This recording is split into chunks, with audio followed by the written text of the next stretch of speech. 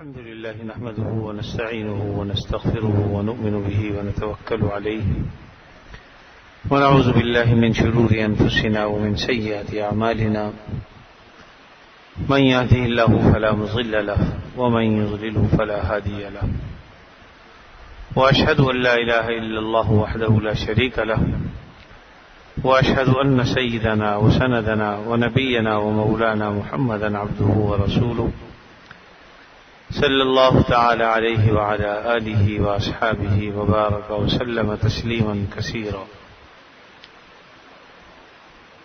أما بعد فأعوذ بالله من الشيطان الرجيم. بسم الله الرحمن الرحيم.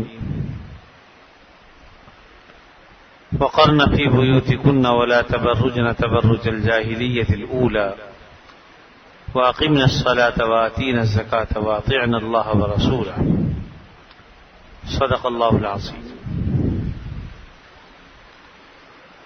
حاضرین محترم، قرآن مجید کی آیت کا یہ ایک حصہ ہے جس کی تلاوت کی گئی ہے. اگرچہ اس آیت کے جو مخاطب اول ہیں وہ آپ صلی اللہ علیہ وسلم کی گھر والی ہیں، امہات المومنین کو خطاب ہے، لیکن ان کے واسطے سے پوری دنیا کی عورتوں کو یہ خطاب ہے، اور خاص طور پر اہل ایمان کو. اور اس میں جو پیغام دیا گیا ہے وہ یہ ہے کہ عورتوں کو حکم دیا گیا ہے خاص طور پہ وقرن فی بیوتکن، اپنے گھروں میں قرار پکڑیں، اپنے گھروں میں رہیں، گھروں سے باہر نہ نکلیں.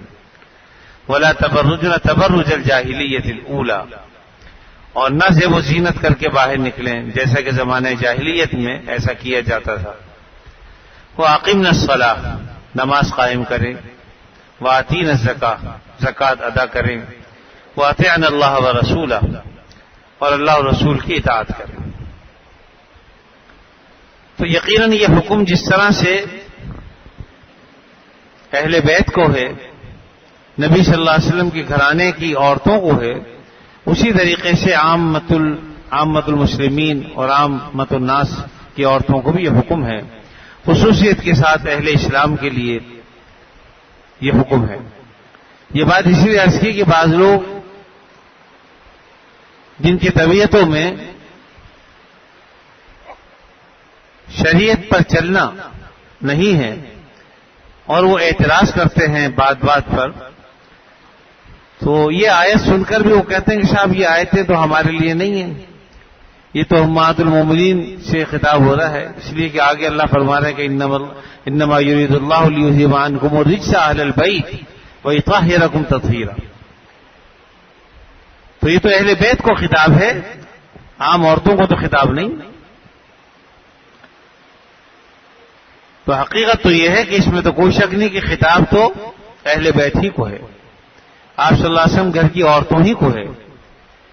لیکن جو احکام اس میں دیے گئے ہیں ذرا کوئی بتائے کہ کوئی حکم ایسا ہے جو عام عورتوں کے لیے نہیں ہے. مثلا جہاں یہ کہا جا رہا ہے کہ تم اپنے گھروں میں قرار سے رہو، باہر نہ نکلو اور زیب و زینت کر کے باہر نہ نکلو، تو کیا ان کے لیے ممانعت تھی؟ ہمارے لیے جواز ہے. دوسری بات ہے کہ اسی آیت میں آگے اللہ تعالیٰ فرمانا ہے کہ وَأَقِمْنَا الصَّلَاةَ، نماز قائم کرو. تو کیا یہ حکم بھی خاص نبی کے گھر کی عورتوں کے لیے ہے، عام مسلمانوں کی عورتوں کے لیے نہیں؟ وَآتِينَا الزَّكَاةَ کا خطاب ہے کہ زکوٰۃ ادا کرو، عورتوں سے کہا جا رہا ہے. تو کیا یہ خطاب صرف نبی کے گھر کی عورتوں کے لیے اور عام مسلمانوں کے لیے زکوٰۃ کا حکم نہیں؟ اسی طرح وَأَطِيعْنَا اللَّهَ وَرَسُولَهُ، اللہ اور رسول کی اطاعت کرو. تو یہ اطاعت اللہ کی اور اس کے رسول کی صرف اور صرف کیا نبی کے گھرانے کے ساتھ خاص ہے؟ یہ تمام مسلمان اس کے جو ہے مکلف ہے. تو یقیناً جس طرح سے نماز کا، زکوٰۃ کا حکم اور اسی طریقے سے اللہ اور رسول کی اطاعت کا حکم ہر مومن، ہر مسلمان یہ سمجھتا ہے کہ تمام مسلمان عورتوں کو ہے، اسی طریقے سے جو پہلا حکم دیا جا رہا ہے کہ گھروں میں قرار سے بیٹھیں، بلا ضرورت باہر نہ نکلیں، یہ حکم صرف نبی کے گھر کی عورتوں کے لیے نہیں ہے بلکہ تمام مسلمان گھرانے کی عورتوں کے لیے. کیونکہ اللہ رب العزت نے جو دین فطرت ہمیں عطا فرمایا ہے، اس دین فطرت کا تقاضا ہے یہ. اللہ نے عورتوں کے سروں پر عزت و آبرو کا تاج رکھا ہے اور عفت و عصمت کے ہار اور پھول ان کے گلے میں ڈالے ہیں. اب اگر کوئی عورت اپنے گلے سے یہ عفت و عصمت کے پھول نکال کر پھینک دے یا تاج کو اتار کر پھینک دے تو یہ اس کی شقاوت. ورنہ اللہ اور رسول کے جو احکامات ہیں وہ تو عورت کو عزت عطا فرماتے ہیں. وہ عزت جو حقیقی عزت ہے.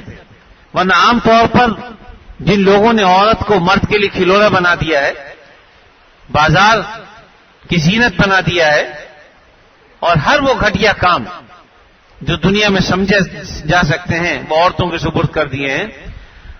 تو بہت سارے کام ہیں. کلرکی ہے وہ عورتیں کرتی ہیں, اسٹینو ٹائپسٹ بن جاتی ہیں, اور اسی طرح جو ہے کسی کی پرائیویٹ سیکرٹری بن جاتی ہیں. ایسے ہی سیلز گرل بنا کے ان کو بازاروں میں بٹھا دیا گیا ہے, یا اسی طرح ماڈل گرل بنا کر ان کو بازاروں میں لایا گیا ہے. تو بتائیے اس میں کون سا عزت کا کام؟ عجیب فلسفہ ہے مغرب کا. اور جو ان سے محبت کرنے والے ہیں ان کا, کہ انہوں نے یہ ذہنوں میں بات ڈال دی ہے کہ اپنے شوہر کی خدمت, اپنے باپ کی خدمت, اپنے بھائی کی خدمت اگر عورت کرے تو سمجھتے ہیں کہ بھئی یہ بڑی قید میں ہے, ذلت میں. وہی عورت اگر جہاز میں مردوں کی خدمت کرتی ہے, ہوٹلوں میں جو ہے وہ ویٹرز بن کے مردوں کی خدمت کرتی ہے, یا روم اٹینڈنٹ کا کردار ادا کرتی ہے, اسے اپنے لیے بڑا اعزاز سمجھا جاتا ہے. یعنی کیا عجیب فلسفہ انہوں نے بیان کیا اس کو, کہ گھر کے مردوں کی اگر خدمت ہو, شوہر کی ہو, بھائی کی ہو, باپ کی ہو, تو اسے تو ذلت سمجھا جاتا ہے, اور سمجھا جاتا ہے کہ قید میں ہے بیچاری. اور وہی عورت اگر ساری زمانے کے مردوں کی خدمت کر رہی ہے, مسکرا کر دیکھ رہی ہے, اور لوگوں کے لیے تفریح کا ذریعہ بن رہی ہے, تو سمجھتے ہیں بڑی اعزاز کی بات. یہ شیطان نے ہمارے دلوں میں اس بات کو بٹھا دیا ہے, اور یہ فلسفہ ہمارے ذہنوں میں جو ہے بٹھا دیا ہے مغرب نے, اور ہم یہ سمجھتے ہیں کہ وہ تو اعزاز ہے اور یہ ذلت ہے. اگر عورت اپنے بھائی کی خدمت کر لے, شوہر کی خدمت کر لے, تو یہ بڑی ذلت کی چیز. لیکن وہی عورت جو ہے وہ اگر ہوٹلوں میں بستر بدلنے کا کام کر رہی ہو, کھانا پیش کر رہی ہو, یا سیلز گرل بن کر جو ہے لوگوں کو جو ہے اپنے جتنی بھی تجارتی کمپنیاں ہیں آج کل وہ یہی کام کرتے ہیں, عورتوں کو انہوں نے اسی لیے رکھا ہوا ہوتا ہے. کون سا اشتہار ایسا ہے جس میں عورت نہیں؟ تو شریعت نے تو اس کو گھر میں بٹھایا, اس کو عزت دی, آبرو کا تاج اس کے سر پہ رکھا, اور آج ہمارے معاشرے نے اس عورت کو گھر سے باہر نکال دیا. یاد رکھیے کہ اگر ہم اللہ اور رسول کو ماننے والے ہیں, اور یقیناً ہیں الحمدللہ, تو ہمیں اللہ اور رسول کے احکامات پر عمل بھی کرنا ہوگا, دل سے ان کی قدر بھی کرنی ہوگی, دل سے ان کی عظمت کو پہچاننا بھی ہوگا. ورنہ پھر صاف آدمی کہتے کہ ہمیں اللہ رسول کے احکام نہیں چاہیے. تیتر اور بٹیر والی زندگی جو ہم گزار رہے ہیں یہ کوئی زندگی نہیں. یہ صرف اس لیے ہے کہ ہم لوگوں کے طعنوں سے ڈرتے ہیں. ارے جو چیز ہمارے لیے اعزاز ہے مسلمانوں کے لیے, ہم اس کو لوگوں کے ان طعنوں سے ہم ڈرتے ہیں. کیا نبی کریم صلی اللہ علیہ وسلم کو دیوانہ نہیں کہا گیا؟ الیاذ باللہ پاگل نہیں کہا گیا؟ مجنون نہیں کہا گیا؟ ساحر نہیں کہا گیا؟ آپ صلی اللہ علیہ وسلم کو یہ ساری باتیں لوگوں نے کہیں. جادوگر نہیں کہا گیا؟ اگر آپ صلی اللہ علیہ وسلم لوگوں کے طعنوں سے ڈر کر دین حق کو چھوڑ بیٹھتے تو آج دین ہم تک کیسے پہنچتا؟ آپ صلی اللہ علیہ وسلم نے یہ فرمایا تھا کہ اگر ایک ہاتھ پر سورج رکھ دیں, ایک ہاتھ پر چاند رکھ دیں, تب بھی اس دین کی تبلیغ سے میں باز آنے والا نہیں ہوں. کوئی اچھا سمجھے یا برا سمجھے, لیکن جو کام اللہ نے میرے سپرد کیا ہے, جب تک میں اس کام کو پائے تکمیل تک نہیں پہنچا لوں گا, اس وقت تک چین سے نہیں بیٹھوں گا. تو آپ نے کسی قسم کی مداحنت سے کام نہیں لیا, حق کو نہیں چھپایا, جو بات حق تھی وہ کہی, برملا کہی لوگوں سے. تو میرے عزیزو, ہم اس نبی کے ماننے والے ہیں, اور سچی بات یہ ہے کہ ہماری عزت اللہ نے اسلام ہی میں رکھی ہے, احکام اسلام میں رکھی ہے. حضرت عمر فاروق رضی اللہ تعالیٰ عنہ نے اس حقیقت کو سمجھا, اور آپ نے فرمایا کہ نحن قوم اعزنا اللہ بالاسلام, ہم وہ قوم ہیں جسے اللہ نے عزت اسلام سے اللہ نے عزت بخشی. اگر ہم میں اسلام نہیں ہے کچھ بھی نہیں, ہماری عورتوں میں اگر دین نہیں ہے تو کچھ بھی نہیں, مردوں میں اگر دین نہیں ہے تو کچھ بھی نہیں. آج عمومی کیفیات یہ ہے کہ پردے کو رجعت پسندی سمجھا جاتا ہے, دقیانوسیت سمجھا جاتا ہے, اور نہ جانے کیا کچھ القابات اور خطابات سے نوازا جاتا ہے ان خواتین کو جو پردہ کرتی ہیں. میں بھی اتفاق سے ایک رسالے کا مطالعہ کر رہا تھا. اس میں ملٹی نیشنل کمپنیاں اور دیگر جو کمپنیز ہیں اور جنہوں نے جو میک اپ کے سامان تیار کرتی ہیں، تو سر کے بالوں سے لے کے پیر کے ناخنوں تک اس میں جو تلخ حقیقت انہوں نے لکھی ہے کہ بات یہ ہے کہ پردہ رکاوٹ ہے ان کے سامان میں. وہ جو سامان تیار کرتے ہیں، وہ جو بیچتے ہیں، اگر وہ میک اپ نہیں کریں گی. اب انہوں نے جو ہے ایک ایک چیز کا لکھا کہ کیا کیا چیزیں تیار ہو رہی ہیں اس وقت. میں اس تفصیل میں اس وقت جانا نہیں چاہتا، لیکن یہ کہ وہ ایک ایسی حقیقت ہے کہ جو آنکھوں سے نظر آتی ہے. چہرے کے لیے ہزاروں قسم کے آئٹم انہوں نے تیار کیے ہوئے، ناخنوں کے لیے تیار کر رکھے ہیں، پنڈلیوں کے لیے تیار کر رکھے ہیں. یعنی جس چیز کی نمائش انہوں نے کرانی ہے اس چیز کے لیے انہوں نے ایسے ایسے آئٹم تیار کیے ہوئے ہیں. اگر ہم اس پردے کو لازم قرار دیں عورتوں کے لیے تو لازم بات ہے کہ یہ پردہ رکاوٹ ہے ان چیزوں کی فروخت میں. اس لیے ان لوگوں نے اس قسم کے معاملات کو کہیں کچھ نام دے دیا، کہیں کچھ نام دے دیا. بیچاری عورتوں کو گھروں سے اس لیے نکالا گیا کہ تمہیں قید میں رکھا گیا ہے، تم جو ہے ایک پابند عورت ہو، تمہارے چہروں پر نقاب ڈال دیا گیا ہے. اللہ تعالیٰ معاف کرے، ہمارے ہاں تو ایڈورٹائز جو ہوتے ہیں، اشتہارات جو چلتے ہیں، وہ سارا کا سارا باقاعدہ کہا یہی جاتا ہے کہ آخر اور لوگ ہمارے چہرہ ہی تو دیکھتے ہیں. گویا باقاعدہ علی اعلان یہ ہے کہ بھی ہمارا چہرہ دیکھو. میرے عزیزو، میں کہنے کا مقصد یہی ہے کہ ہم تو کم از کم مسلمان ہیں، اللہ اور رسول کے احکام کے پابند ہیں، تو اس پردے کو بری چیز کیوں سمجھتے ہیں؟ اللہ اور رسول کے احکامات سے ہم سرتابی کیوں کرتے ہیں؟ ہونا یہ چاہیے کہ ہم اللہ اور رسول کے احکام پر مر مٹیں. اور دیکھیے جس طرح اس آیت میں کہا گیا وقرن فی بیوتکن، اس کا مطلب بعض لوگ لیتے ہیں کہ صاحب گھر سے باہر نکلیں، گھر سے نکلنا بالکل ان کو جائز ہی نہیں، منع ہے بالکل. تو یاد رکھیے کہ شریعت اسلام میں ایسی پابندی نہیں ہے جو کسی پریشانی کا ذریعہ بنے. جہاں ضرورت ہے وہاں عورت کو نکلنے کا حکم بھی ہے. ویسے تو شریعت نے ساری ذمہ داری مرد پر ڈالی، اگر وہ بیٹی ہے تو اس کا باپ اس کا کفیل ہے، اور باپ پر پوری ذمہ داری ہے کہ اپنی اولاد کے لیے رزق کا انتظام کرے، کفالت کرے، ان کی کھانے پینے کا، رہن سہن کا، ہر طرح کا انتظام باپ کی ذمہ داری.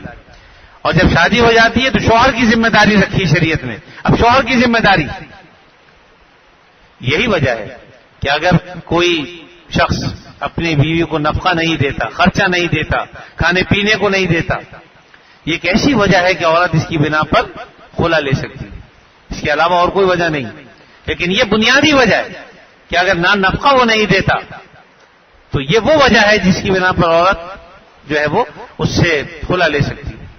ہمارے عام طور پر اس وجہ کو چھوڑ دیا جاتا ہے، باقی دوسری بہت سی وجہیں کہ جی گالیاں بکتا ہے، مارتا ہے، ظلم کرتا ہے، بہت ساری چیزیں وہ اس کو بنیاد بنا کر خلا لیا جاتا ہے. عدالتیں جو ہے وہ ڈگری جاری کر دیتی ہیں، لیکن شرعاً اس سے خلا جاری نہیں ہوتا، خلا واقع نہیں ہوتا.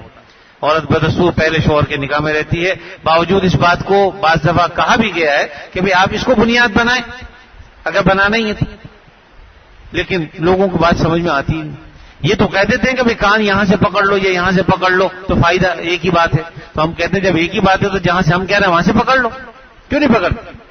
اگر ایک ہی بات ہے تو ہم بھی تو ایک بات کہہ رہے ہیں نا، تو تم وہیں سے پکڑ لو جہاں سے ہم کہہ رہے ہیں. لیکن بات یہ ہے کہ دین پہ عمل کرنا مقصد نہیں.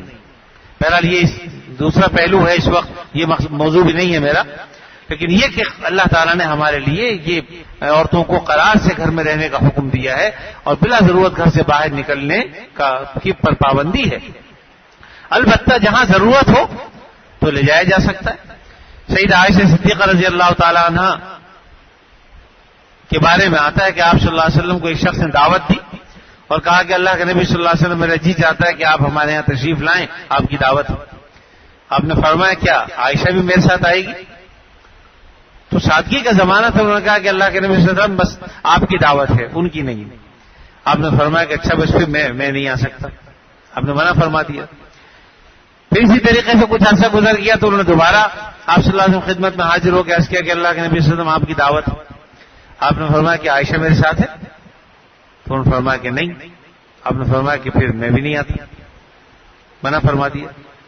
پھر تیسری مرتبہ وہ کچھ عرصے کے بعد آئے اور آ کر پھر انہوں نے کہا کہ اللہ کے نبی صلی اللہ علیہ وسلم آپ کی دعوت ہے. آپ نے فرمایا کہ عائشہ میرے ساتھ ہے؟ فرمایا کہ ہاں ان کی بھی دعوت ہے. فرمایا کہ بس پھر میں حاضر ہوں گا. اس سے ہی پتہ چلا کہ کہیں دعوت میں بھی لے جانا ناجائز نہیں ہے. البتہ ایک بات یہاں پر ذہن میں آتی ہے، کھٹکتی ہے کہ آپ صلی اللہ علیہ وسلم اس کی قید کیوں لگائی؟ کیونکہ عام معمول آپ کا ایسا نہیں تھا. آپ صلی اللہ علیہ وسلم نے دعوت قبول کرنے کا فرمایا ہے، اور عام آپ کا معمول یہ نہیں تھا کہ آپ جو ہے وہ ہر دعوت میں شرط لگاتے تھے کہ میں اپنی بیوی کو ساتھ لے کے آؤں. ایسا نہیں.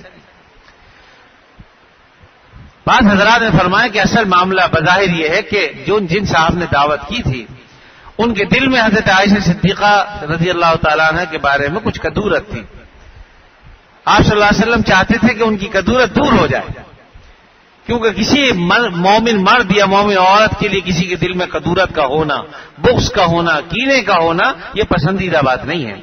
تو آپ صلی اللہ علیہ وسلم نے یہ بات چاہی کہ اس دعوت کے ذریعے سے ان کے دل کا کینہ اور ان کے دل میں جو کدورت ہے وہ دور ہو جائے، تاکہ وہ آخرت میں عذاب الہی بھگتنے کا سبب نہ بن جائے ان کے لیے، اور خدا نہ کرے ان کے لیے عذاب کا ذریعہ نہ بن جائے.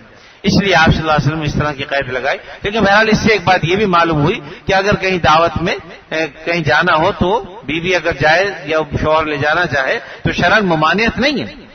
اور پھر یہ کہ وہ دعوت مدینے میں نہیں تھی، بلکہ بعض روایتوں سے پتہ چلتا ہے کہ وہ کسی اور بستی میں تھی، تو آپ صلی اللہ علیہ وسلم اس بستی میں لے گئے. بلکہ بعض روایتوں سے یہ پتہ چلتا ہے کہ راستے میں ایک میدان آیا، اور وہ میدان ایسا تھا کہ جہاں کوئی مرد بھی نہیں تھے، یعنی بے پردگی کا احتمال بھی نہیں تھا. تو آپ صلی اللہ علیہ وسلم نے عائشہ صدیقہ سے کہا کہ عائشہ چلو دوڑ لگاتے، مقابلہ کرتے کون آگے نکلتا ہے. تو اس موقع پر حضرت عائشہ صدیقہ رضی اللہ تعالیٰ عنہ آگے نکل گئی. پھر ایک اور موقع پر آپ صلی اللہ علیہ وسلم نے اس جائز تفریح کا اہتمام فرمایا، اور کسی جگہ جب تشریف لے جا رہے تھے آپ نے فرمایا کہ چلو، دوبارہ دوڑ لگائی. تو چونکہ کافی عرصے کے بعد پھر دوبارہ یہ موقع پیش آیا تھا. اب حضرت عائشہ صدیقہ کا بدن کچھ بھاری ہو گیا تھا، تو حضرت عائشہ صدیقہ پیچھے رہ گئے، آپ صلی اللہ علیہ وسلم آگے نکل گئے. آپ نے فرمایا کہ یہ مقابلہ جو ہے تمہارا پچھلی دفعہ تم جیت گئی تھی، اس دفعہ میں جیت گیا، برابر ہو گیا. اس سے پتہ چلا کہ جائز تفریح سے شریعت نے منع بھی نہیں کیا، کیونکہ یہ بھی ایک تفریح تھی. اس لیے جہاں تک جواز ہے شرعی حدود میں رہتے ہوئے اگر عورت گھر سے باہر نکلتی ہے تو یقیناً اگر اس کے والد نہیں ہے، شوہر بھی نہیں ہے، یا کوئی کمانے والا ہی نہیں ہے، تو شریعت نے پھر ایسی صورت میں عورت کو پردے کے ساتھ نکلنے کی اجازت دی ہے. بلکہ اس کے لیے ایسے کام ڈھونڈنے چاہیے کہ جہاں پر اس کی عزت، عصمت اور عفت کا اہتمام ہو، کہ اس میں حفاظت ہو، اور وہاں پر اس کو ملازمت. اگرچہ یہ بھی کام حکومت اسلامیہ کا ہے کہ جس کا کوئی کمانے والا نہ ہو، نہ شوہر ہے، نہ جو ہے وہ باپ ہے، نہ بھائی ہے، کوئی نہیں ہے، تو اصل تو یہ کام حکومت اسلامیہ کا ہے. لیکن اگر چلیں وہ بھی نہیں کرتے تو بہرحال اس عورت کو باہر نکلنے کی شرعاً اجازت ہے کہ دن میں وہ اپنے جائز ضروری کام کر کے فوراً گھر میں واپس آ جائے. تو بہرحال یہ حکم شریعت نے تمام عورتوں کو دیا ہے، خصوصیت کے ساتھ اہل اسلام کی خواتین کو، کہ وہ پردہ کریں. اور اس میں خوب ہمیں سمجھ لینا چاہیے کہ یہ حکم ہمارے لیے ذلت کا ذریعہ نہیں ہے، بلکہ انشاءاللہ عزت کا ذریعہ ہے ہمارے لیے. اب اگر کوئی تانا دیتا ہے تو دیتا رہے، ہمیں اس سے کیا غرض. یہ تانے ہمارے لیے تانے نہیں ہیں، بلکہ سچی بات یہ کہ اللہ کی نظر میں یہ ہمارے لیے اعزازات ہیں. جس طریقے سے کسی افسر کو پھول لگائے جاتے ہیں تو کہتے ہیں بھی 1 پھول کا افسر ہے، 2 پھول کا ہے، 3 پھول کا ہے. اسی طریقے سے جتنے تانے بڑھتے ہیں اتنے ہی سمجھ لیجیے آپ کو اعزازات جو ہے وہ اس سے نوازا جا رہا ہے.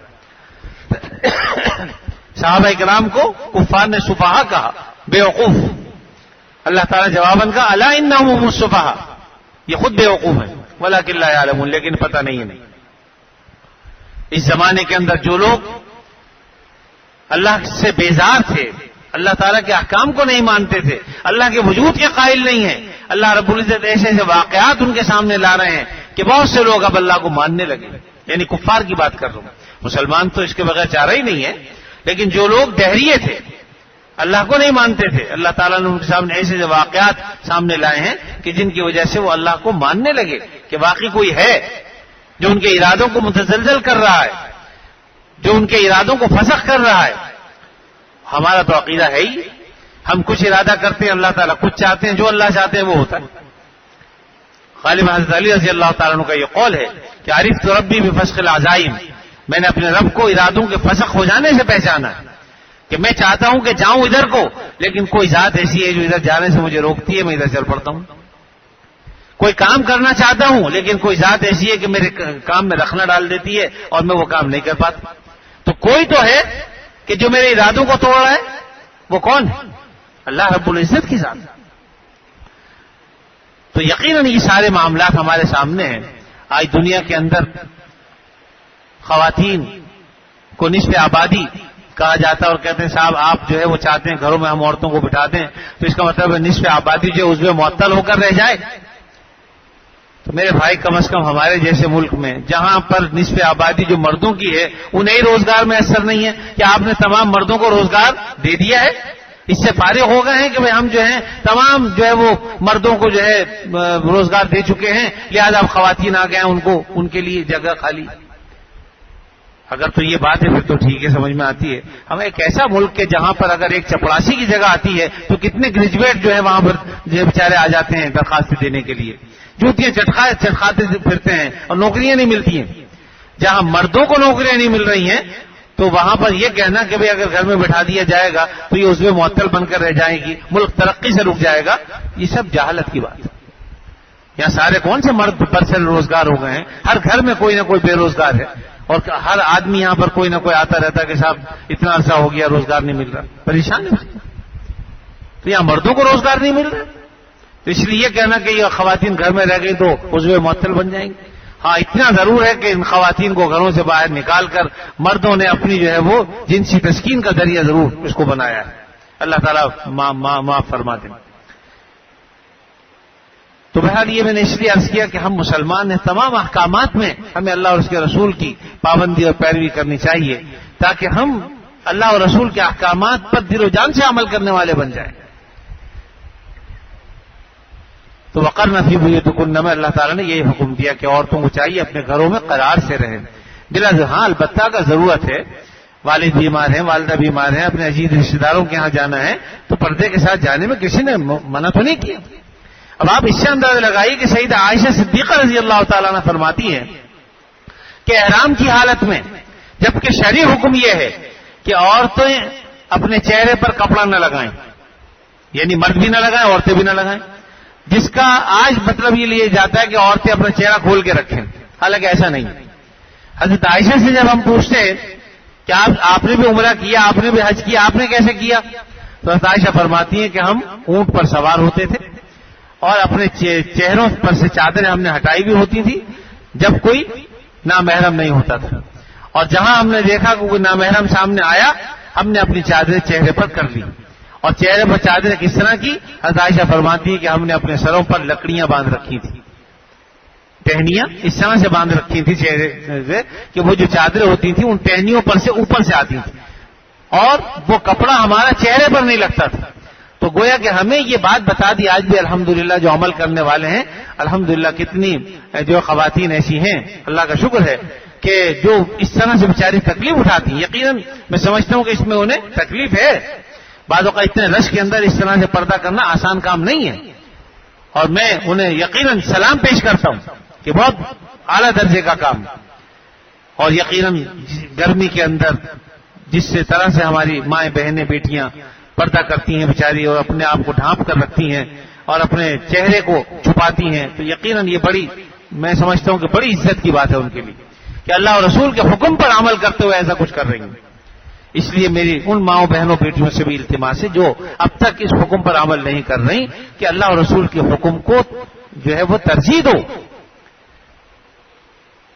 جو ہماری ماں ہے وہی ماں ہے، بس جو بیٹی ہے وہی بیٹی ہے، جو بہن ہے وہی بہنیں ہیں. حقیقت منہ بولی بہنیں یا منہ بولی بیٹیاں کوئی شرن اس کی کوئی حیثیت نہیں ہے. سمجھنا سب کو ماں بہن بیٹی چاہیے لیکن شرن اس کی کوئی حیثیت نہیں، پردہ ان سے پھر بھی ہے. حتیٰ کہ بعض لوگ گود لے لیتے ہیں بچیوں کو اور وہ بچیاں ان کے لیے نامحرم ہوتی ہیں آگے چل کر. ابھی تو چلو چھوٹی بچیاں ہیں لیکن آگے چل کر وہ نامحرم ہوں گی، تو اس لیے ایسی بچیوں کو بھی گود نہیں لینا چاہیے اور اسی طریقے سے ایسے لڑکوں کو بھی گود نہیں لینا چاہیے جو ان کی عورتوں کے لیے آگے چل کے نامحرم بنیں گے. اس کا بھی اہتمام کرنا چاہیے. ہمارے یہاں جب اور چیزوں کا اہتمام نہیں ہے تو یہاں بھی اہتمام نہیں. تو شریعت نے تو ان چھوٹی چھوٹی چیزوں کا خیال رکھا ہے.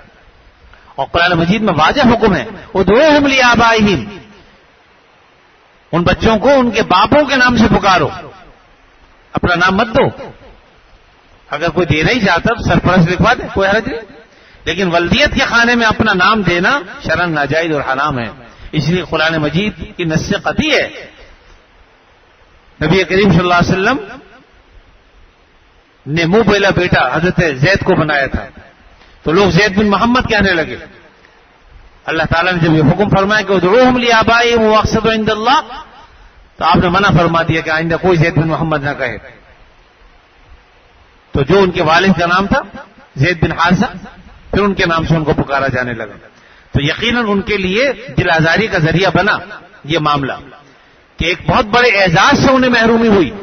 اللہ تعالیٰ نے ان کے اس دل آزاری سے ان کو بچانے کے لیے کیا کہ قرآن مجید میں ان کا نام آ گیا. زید واحد صحابی ہیں، پورے قرآن مجید میں ان کے سوا کسی کا نام نہیں ہے. سیدنا صدیق اکبر کا بھی نہیں ہے، عمر فاروق کا بھی نہیں ہے، عثمان غنی کا بھی نہیں ہے، کسی صحابی کا نہیں ہے، صرف ان کا نام. کیونکہ انہیں جو تکلیف پہنچی تھی اس اعزاز کے چھننے سے اللہ تعالیٰ نے دوسرا اعزاز یہ عطا فرما دیا کہ ان کا نام قرآن مجید میں درج کر دیا. قیامت تک آنے والے لوگ جب تک قرآن مجید پڑھتے رہیں گے حضرت زید کا نام پڑھا جائے گا. یہ اللہ نے اعزاز عطا فرما دیا. تو بہرحال لیکن یہ منع فرمائے کہ محمد صلی اللہ علیہ وسلم آپ اپنی ولدیت دین مت دیجیے. تو ایک مسئلہ اس سے یہ بھی پتہ چل گیا کہ شریعت پر چلنا یہ بھی ہے کہ ہم بے شک کسی کے بچے کو گود لیتے ہیں یا ہمارے یہاں اولاد نہیں ہے تو ہم کسی کے بچے کو پالتے ہیں تو بے شک وہاں پر آپ سرپرست لکھوائیے اور ولدیت میں اسی کا نام لکھیے جس کا نام ہے. اور اگر نہیں پتا ہے تو صرف سرپرست لکھوا لیجیے کافی. مطلب راستہ تو بند نہیں ہے، لیکن عام طور پر طبیعتیں دین پر چلنا پسند نہیں کرتی. نتیجتاً ہم 100 ہیلے بہانے تلاش لیتے ہیں کہ صاحب فلاں جگہ جانا ہوگا اور یہ ہوگا وہ ہوگا. یاد رکھیے جو منہ بولا بیٹا ہے وہ شرعاً وارث نہیں ہوتا، شرعاً وارث نہیں ہوتا. وارث وہی ہیں جو ہیں. البتہ زندگی میں اگر کسی نے صحت کی حالت میں اس کو کچھ مال دے دیا ہے، کچھ مکان دے دیا ہے، کچھ پیسے دے دیے ہیں، وہ ایک الگ بات ہے. وہ آپ کسی کو بھی دے سکتے ہیں، اپنے کسی غریب رشتے دار کو بھی دے سکتے ہیں، اپنے کسی غریب بھائی کو بھی دے سکتے ہیں، اپنے کسی پڑوسی کو بھی دے سکتے ہیں، کسی ضرورت مند کو بھی دے سکتے ہیں، بشرطے کہ صحت کے عالم میں آپ نے دیا کہ لو بھائی یہ 10 لاکھ روپے میری طرف سے تمہیں ہدیہ، تو ٹھیک ہے، کوئی حرج کی بات نہیں. اسی طریقے سے اگر کوئی منہ بولا بیٹا ہے اس کو ہم لے کے پال رہے ہیں اور اس کے نام بھی ہم نے کو مکان کر دیا ہے، صرف کر ہی نہیں دیا بلکہ اس کا قبضہ بھی کرا دیا ہے اور اس کو کہہ دیا کہ تمہارا ہو گیا، تو اب یقیناً اس کا ہے وہ. لیکن زندگی میں مرنے کے بعد کا جہاں تک تعلق ہے تو وہ وارث نہیں ہوتا، شرعاً وارث نہیں. وارث وہی ہیں جو ہیں. تو بہرحال میرے عزیزو صرف پردہی کی بات نہیں ہے، یہ بھی ایک جگہ چونکہ اس میں کوتاہی بہت زیادہ ہوتی ہے. اور جن لوگوں نے عورت کو باہر نکالا تھا یہ خیال کر کے کہ بھئی عورت کو جو ہے یہ کہا کہ ہم تمہیں قید سے باہر نکال رہے ہیں، ذلت سے باہر نکال رہے ہیں، لوگوں نے تمہیں قیدی بنا دیا ہے، ہم تمہیں آزادی دلائیں گے، تمہیں ایوانوں میں لے کر آئیں گے، تمہیں اسمبلیوں میں لے کے آئیں گے، تم وزیر اور صدر بنو گی. ہمارے یہاں مسلمانوں تو شاید اس میں آگے نکل گئے ہیں کچھ نہ کچھ، لیکن آپ پوری دنیا کے اندر جو ہے نظر ڈالیں گے تو آپ دیکھیے کتنے وزرائے اعظم ہیں عورتوں میں، کتنے صدور ہیں اور کتنے بڑے بڑے عہدوں پر عورتیں فائز ہیں. نہیں، ہاں جتنی گھٹیا قسم کی ملازمتیں وہ ساری کی ساری خواتین کر رہی ہیں. اکا دکا اگر کچھ بڑے عہدوں پر ہیں بھی تو یقیناً وہ انگلیوں پر گنی جا سکتی ہیں، ان کی بہت بڑی تعداد نہیں ہے ایسی. تو انہوں نے کہا تو یہ تھا، لیکن آج بھی حکمرانی ان کی نہیں ہے، چلتی ان کی نہیں ہے. اور پھر وہ عورت جو بیچاری باہر بھی خدمت کرتی ہے سارا دن، جب گھر میں آتی ہے تو اسے اپنے بچوں کی بھی خدمت کرنی پڑتی ہے، گھر میں پھر کھانا بنانا پڑتا ہے، پھر صفائی بھی کرنی پڑتی ہے. میرے عزیز و بات یہ ہے کہ تربیت کا جو نظام شریعت نے رکھا ہے وہ ایک ماں ہی انجام دے سکتی ہے. اگر آپ سمجھتے ہیں کہ بڑے آدمی بنے تو یقیناً اس کے پیچھے بھی ماں کا ہی ہاتھ ہوتا ہے، عورت کا ہی ہاتھ ہے. اگر عورت جو ہے وہ گھر میں اپنی بچی کی تربیت نہیں کرے گی تو یقیناً وہ بڑا آدمی نہیں بن سکتا. اگر بڑا بنے گا تو وہ اس کی بڑا بننے کی جو جگہ ہے، بنانے کی جگہ وہ گھر ہے. اگر عورت گھر میں اپنے بچے کی تربیت کرے گی تو یقیناً یہ بڑائی اللہ تعالیٰ سے باہر عطا فرمائیں.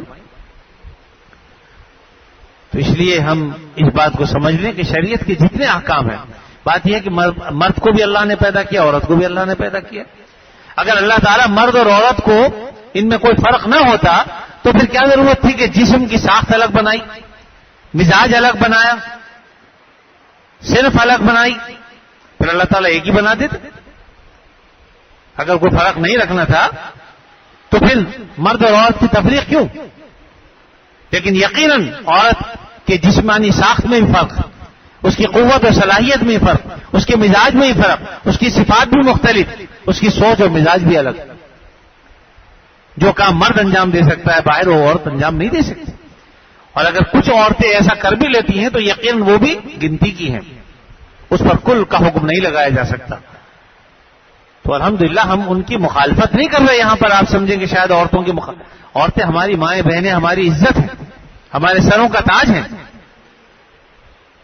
یہ باہر نکالنا ان کو ذلیل کرنا ہے، رسوا کرنا ہے غیروں کے سامنے. اور میں آپ کو ایک بات بتا دوں کہ یہ سوچیں ایسی ہیں کہ ہمارے ہاں ایک ابھی حال ہی میں ایک شادی ہوئی، ہماری مسجد میں نکاح ہوا. بچی ماشاءاللہ، مجھے پہلے پتہ نہیں تھا، بعد میں مجھے بتایا آ کے کہ وہ انتہا درجے کا ماشاءاللہ پردہ کرنے والی بچی ہے. لہذا اس نے کہہ دیا کہ بھی میں نہ دیور کے سامنے آؤں گی، نہ جیٹھ کے سامنے آؤں گی، نہ چچا زادوں سے جو ہے سامنے آؤں گی، نہ ماموزاد نہ خالزاد کسی سے سامنے. جس سے جو نامحرم ہے میں ان کے سامنے نہیں آؤں گی، لیکن جو میرے لیے محرم ہے، سسر ہیں، وہ محرم ہے. اور اسی طریقے سے جو بھی ہیں ان سے کوئی پردہ نہیں ہے، ان کے سامنے جو ہے وہ آؤں. اس خاندان کے بڑے بزرگ میرے پاس آئے، کہنے لگے جی ہم تو بڑی مصیبت میں پھنس گئے. میں نے کہا خیریت کیا ہوا؟ تو انہوں نے کہا کہ بھائی معاملہ یہ ہو گیا، ہمیں تو بچوں نے کہہ دیا کہ بھائی ہم تمہارے گھر نہیں آئیں گے آئندہ. میں نے کہا تو کہ بچے کیا ان سے ملنے آتے ہیں، عورتوں سے ملنے آتے ہیں آپ کے؟ میں نے کہا بھائی مردوں سے ملا کریں آ کے، مرد مردوں سے ملیں، عورتیں عورتوں سے ملیں، اس میں کیا قباحت ہے؟ نہیں اصل میں ہمارے ہاں نہیں. میں نے کہا تمہارے یہاں نہیں ہوتا، کیا آپ مسلمان نہیں ہیں؟ میں نے کہا شرم تو یہ ہے جو حکم وہ بتا رہی ہیں، آپ کو تو ان کی مدد کرنی چاہیے. آپ خاندان کے بڑے ہیں تو آپ یہ بتائیے ان کو کہ جو بچی کہہ رہی ہے وہ ٹھیک ہے، ہم جو کچھ کرتے رہے وہ غلط. آج عجیب معاملہ ہے کہ بڑے چھوٹے سب ایک ہی رنگ میں رنگے ہوئے ہیں اور وہی سمجھ رہے ہیں کہ وہ بچی غلط ہے، ہم صحیح. ہمارے گھر کو اس نے خراب کر دیا آگے. یاد رکھو بھائی، شریعت جس چیز کا تقاضا کرتی ہے اس پہ چلیں گے تو ہی شریعت کے احکام پر عمل ہوگا. دین ہماری نفسانی خواہشات پوری ہونے کا نام دین نہیں ہے، بلکہ نفسانی خواہشات پر تو آرے چلیں گے، حسرتیں تو پامال ہوں گی، ناجائز آرزوؤں کا تو خون کرنا پڑے گا، تبھی یہ دل بنے گا. تو آج بہت سے لوگوں کو کیا اکثریت کا معاملہ یہی ہے. لیکن ایک بات یاد رکھیے کہ شریعت نے کسی کام سے منع نہیں کیا. خواتین پردے کے ساتھ رہتے ہوئے گھر کے کام کاج کر سکتی ہیں. گھروں میں اگر دیور جیٹھ رہتے ہیں اور وہ مسلسل ان کا آنا جانا ہے، اس کے لیے بھی شریعت نے احکامات دیے ہیں. تو وہ بھی نقاب لگا کر ان کے سامنے آنا جانا، ضرورت کے موقع پر بات چیت کرنا بھی جائز ہے. تو اس کے احکامات ہیں، لیکن وہ ہمیں سیکھنے پڑیں گے، معلوم کرنے پڑیں گے کہ ایسے موقع پر ہم کیا کریں. اب اگر کوئی آدمی معلوم ہی نہ کرے لیکن اپنی خاندانی روایات کو لے کے بیٹھا ہوا ہے، اس سے کیا ہوگا؟ تو میرے عزیزو، دین پر چلنا چاہیے، اپنی خواہشات پر چلنے کا نام دین نہیں ہے. اللہ تعالیٰ مجھے بھی اس کی توفیق عطا فرمائے. یقیناً ہم میں سب میں کوتاہی ہے. ہم یہ نہیں کہتے کہ ہم بالکل ہی مبرہ ہیں، کہیں نہ کہیں یقیناً کوتاہی ہیں، لیکن ان کوتاہیوں کو کوتاہی تو سمجھیے. یہ تو سمجھیں کہ غلط کر رہے ہیں. انشاءاللہ اگر ہم یہ اپنی غلطی کا اعتراف کریں گے، یہ سمجھیں گے کہ ہم غلط ہیں، تو ایک دن ٹھیک بھی ہو جائے گی. لیکن اگر غلط کو غلط بھی نہیں سمجھیں گے تو ٹھیک کیسے ہوں گے؟ اور یاد رکھیے دنیا بہرحال ایک دن ختم ہونی ہے. اچھا آپ دیکھ لیجیے، آنے واحد کے اندر زلزلہ آیا، ختم ہو کتنے لوگ چلے گئے دنیا سے، پتہ بھی نہیں چلتا. اسی طریقے سے ایک دن ہم بھی اپنی عمر پوری کر رہے ہیں، آگے بڑھ، ہر قدم ہمارا قبر کی طرف جا رہا ہے. اللہ اور رسول کی مخالفت کر کے ہم جائیں گے کہاں بچ کے؟ یہ تو بتائیے. اگر اللہ اور رسول سے بچ سکتے ہیں کہیں تو پھر تو ٹھیک ہے، ہم مخالفت کریں، جو چاہے کریں. لیکن اگر مر کے جانا وہیں ہے تو جواب بھی ہمیں کو دینا ہوگا. اس کے لیے جواب تیار کر لیجئے. جو آج لوگ کہتے ہیں دین پر چلنے کی مخالفت کرتے ہیں، کیا وہ کل ہمارے کام آ سکیں گے؟ چاہے وہ باپ ہو، چاہے ماں ہو، چاہے بھائی ہو، چاہے شوہر ہو، کوئی ہو، وہ ہمارے کام نہیں آئیں گے۔ قبر میں کوئی ساتھ جائے گا؟ ایک گھنٹے کے لیے کوئی تنہا سو جائے، لیٹ جائے کہ چلو بھی میری ماں مر گئی، ساتھ ہی لیٹوں گا میں بھی؟ ایک لمحے کے لیے بھی کوئی ساتھ نہیں رہتا۔ اور وہاں ذرا غور تو کرے کہ آدمی کون تنہائی، کچھ بھی نہیں ہوتا۔ وہاں بھی اگر ہیں تو اللہ تعالیٰ ہی ساتھ دیں گے، اچھے اعمال ہی کام آئیں گے۔ اس لیے ہم ان اعمال کی طرف کیوں نہیں بڑھتے؟ اللہ تعالیٰ کے احکامات پر عمل کرنے کی کوشش کیوں نہیں کرتے؟ انشاءاللہ اگر ہم نے اپنے ذہن کو اس طرح سے بنایا تو یقیناً، میں یہ نہیں کہتا 100% عمل ہو جائے گا، تو انشاءاللہ کچھ نہ کچھ تو آگے بڑھیں گے۔ ایک ایک قدم بھی اگر آگے بڑھیں گے تو انشاءاللہ ہمارا ایک قدم آگے بڑھنا بھی اللہ کو پسندیدہ ہوگا۔ اور اللہ چاہا تو آج ایک قدم ہے، کل دوسرا قدم ہے، پھر تیسرا قدم ہے، آہستہ آہستہ آگے بڑھیے۔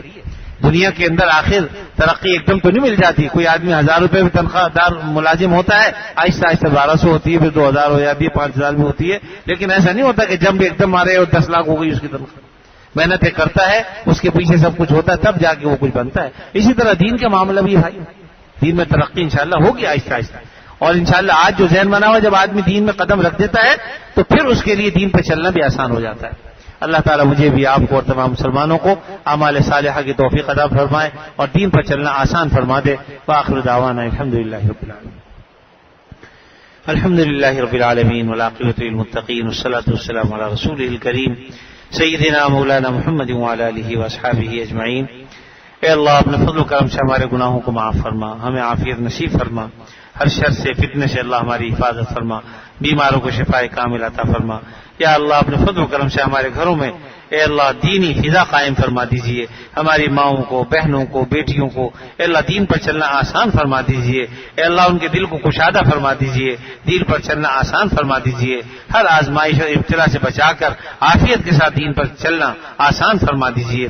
اسی طرح مردوں کے لیے بھی، جوانوں کے لیے بھی اے اللہ، ہم سب کے لیے، ہم سب محتاج ہیں آپ کے، آپ ہی ہم سے اے اللہ دین پر، آپ ہمیں دین پر چلانے والے ہیں۔ اپنے فضل خاص سے اللہ ہماری پیشانیوں کو پکڑ کر اپنے آگے جھکا لیجئے، اپنے احکامات کی پر ہمیں جھکنے کی توفیق عطا فرما دیجئے، اپنے نبی صلی اللہ علیہ وسلم کے طریقوں کے مطابق زندگی گزارنے کی توفیق عطا فرما دیجئے۔ یا اللہ، ہماری شادی بیاہ، ہماری موت، ہماری زندگی، پیدائش اے اللہ سارے کے سارے دین کے تابع ہو جائے۔ اپنے فضل خاص سے اللہ ہم سب کو دین پر چلنے والا بنا دے، آقا دو عالم صلی اللہ علیہ وسلم کے طریقوں پر چلنے والا بنا دے۔ جتنی بھی خرابیاں ہیں، کوتاہیاں ہیں، یا اللہ انہیں دور فرما دے۔ یا اللہ، جب تک زندہ رہیں آپ صلی اللہ علیہ وسلم کی تعلیمات پر دل و جان سے عمل کی توفیق عطا فرما۔ اے اللہ، جب اس دنیا سے جانے کا وقت آئے خاتمہ ایمان پر فرما۔ اے اللہ، جتنے مسلمان مرد عورت، والدین، رشتہ دار، دوست، احباب جو دنیا سے چلے گا ان سب کی مغفرت فرما دے، ان کی قبروں کو جنت کا باغ بنا دے۔ اے اللہ، حد نظر تک اسے وسیع فرما دے۔ ہم جب تک زندہ رہیں ہمیں بھی دین پر استقامت عطا فرما، اور جب وقت آخر آئے خاتمہ ایمان پر فرما۔ وصلی اللہ تعالی علی خیر خلقہ محمد وعلی آلہ واصحابہ اجمعین، آمین برحمتک یا ارحم الراحمین۔